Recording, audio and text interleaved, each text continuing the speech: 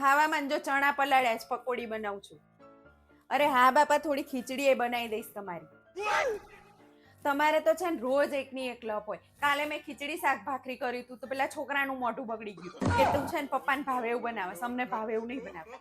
તો આજે પકોડી બનાવું તો તમારું ડાચું ચડી જશે ત્યારે. અને એમ થાય હું બે બનાવી દઉં, ખીચડી શાક ભાખરી એ બનાવી દઉં, પકોડી એ બનાવી દઉં, બેન ભાવે એવું બનાવું. તો પછી ડોસીમાં બોલશે કે બબે વસ્તુ બનાવો છો ને પછી ફેંકી દો છો રાંધવાનું બધું, અને કે આટલું મોંઘવારીમાં બબે ના બનાવાય.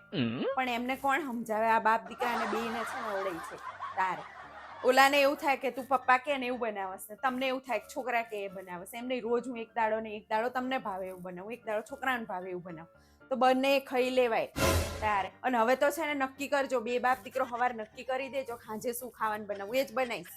પછી છે ને આઈને ડાચા ના બગાડતા. એક તો આખો દાડો મારો છે ને એમાં વિચારવામાં જાય, બપોરમાં ઊંઘ નહીં આવતી, ખાંજે શું ખાવાનું બનાવીશ, શું ખાવાનું બનાવીશ. બનાવીને મૂકીએ ને આવે એટલે તરત ડાચા ચડી ગયા હોય, લો આ બનાવ્યું ત્યારે શું. બહાર જાવ ત્યારે તો અફુરાય બે ખાઈ લો છો, ત્યાં તો કઈ અલગ નહીં બનાવતા. અને અહીંયા છે તે મને જ હેરાન કરો છો, લોહી પીવો છો મારું. સારું બનાવી દઈશ ખીચડી શાક ભાખરી, બરાબર. અને પકોડી એ કઈ અડતા નહીં, છોકરાઓ હાટું બનાવીને છોકરા જ ખાશે, તમે ના ખાતા એક કઈ. આ બાપ દીકરાના કકરાટમાં તો છે ને મને કોકવાર છે ને કંટાળો આવી જાય છે ત્યારે.